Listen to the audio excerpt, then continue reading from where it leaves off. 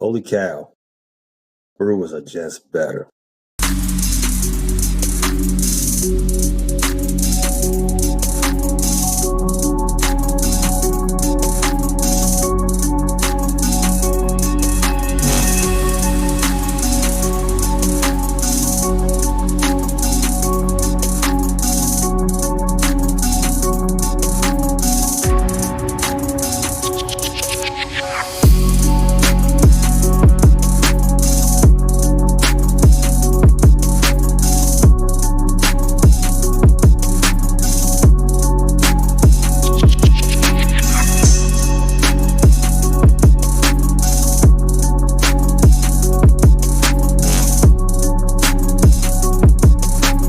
If you told me in March this team was going to the NLDS, I'd probably say that that's a good season.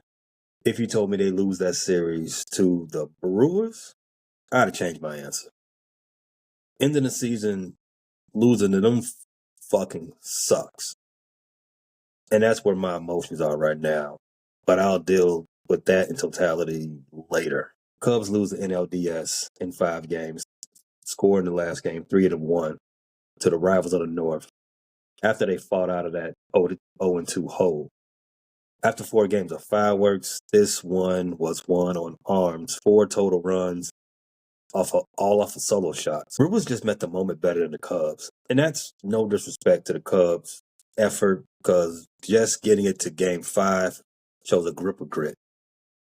Those out there in Cub Nation who are pointing directly at the trade deadline when the Cubs did max out in a season that is, for all intents and purposes, a win or bust season.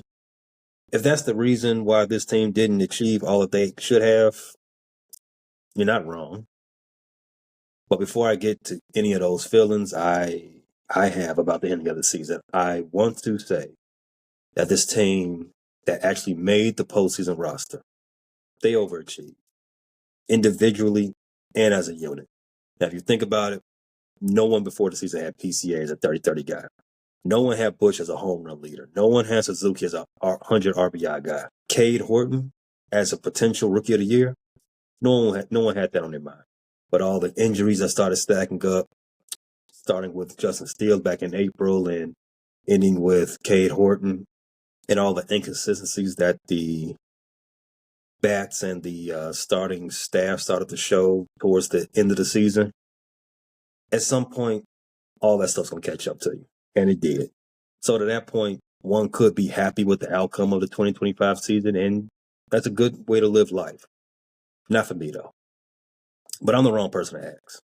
I'm not a journey over destination guy. The destination is always the point of it all. Cool journey. Cool. The process, great. I'm glad you learned something and had fun along the way. But if we ain't make it to where we needed to be, then this is just Game of Thrones all over again. Y'all can be happy, but I'm sitting here thinking about Andrew Vaughn, a guy that terrible-ass White Sox cut. I'm thinking about how he kept getting big hits against the Cubs in this series. I'm thinking about how the Brewers are better without Craig Counsell. I'm wondering if the Cubs actually got the wrong guy from Milwaukee. And maybe it should have been the guy over the scouting department or one of them executives, because for the last 8 seasons, they've been showing the Cubs up. The Cubs built up the 2016 team and then stopped. That's where the Brewers picked it up. 7 playoff appearances, 5 division titles. They ain't won anything yet. Let's get that clear. But they doing a whole lot more winning than the team I support. But my bad. Let me not worry too much, because 2032 is right around the corner, right? Right, Carter?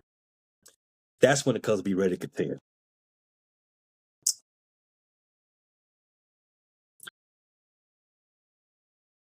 I thought that was the reason why they brought in Craig, so that they can consistently contend, consistently be a better prepared, so he can bring that magic down 90 to Sheffield and Addison. Can't be.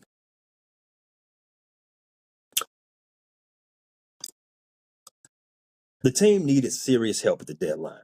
Arms were falling apart. at the end of the season. And I do want to commend them on that because there were some big pitches made in the playoffs. So I don't mean to belittle the effort of the staff, but this team desperately needed something. And I think it needed a bat. 4 hits tonight. 4 hits with the season on the line. Suarez and Seattle are in the ALCS, and the Cubs are going to Cancun. I know at the time the thought was that maybe teams wasn't that interested in none of the Cubs prospects, but them talents that were available. But I don't know what to believe on that front. I ain't spoken to nobody with any depth of insight or inside information on that. But the very moment the Cubs did not address that sinking, stinking offense was the exact moment the ceiling was put on this team and whatever aspiration they thought they had for this season.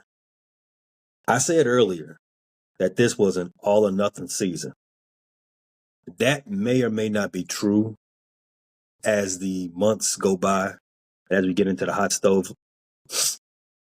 But when you think about the injury situation from Steele and all the contract situations you got coming up with a lot of the guys in the pen and obviously Tucker.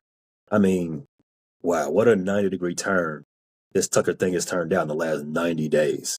I don't know what they're going to do with the Tucker contract negotiations. I don't even know what they should do. What I want right now is a game 6 so we can get our lick back from Milwaukee. But since I can't get that, maybe I can just hate on the Brewers, but I don't really care for the Dodgers either. So I'm just left here to say I need the Bears to save this sports weekend for Chicago. I usually end these episodes saying fly the W, but that's probably a still-ass way to end this episode considering that our season just ended. So I'm going to say the other thing Cubs fans usually say. Wait till next year. Thanks for listening to this latest episode from the Frustrated Chicago Sports Fan Channel. Don't matter if you listen to this on Apple Podcasts or Spotify or watch it on Twitch or YouTube. Make sure you like, subscribe, share with a friend, hit the notification bell so you never miss a drop.